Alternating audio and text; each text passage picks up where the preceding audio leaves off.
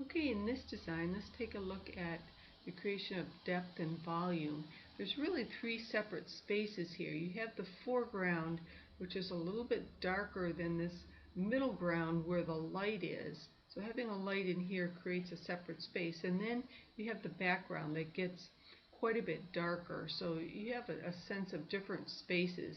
And the figure here is kind of in the middle ground, and he's very flat because he's right in front of the light, and so all we see him is as a silhouette. Now there is one point perspective. You see these lines will all converge at one place on the horizon, so that's a good example of one point perspective.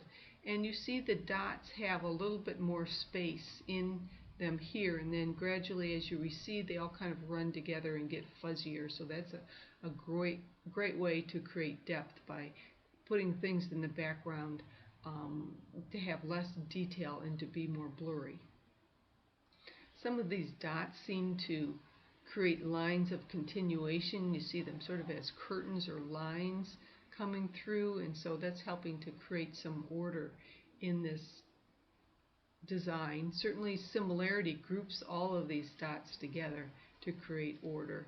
And then you have a little bit different floor that's lighted but seems to have more linear lines in it. So that helps us to see this as a separate space and to unite it.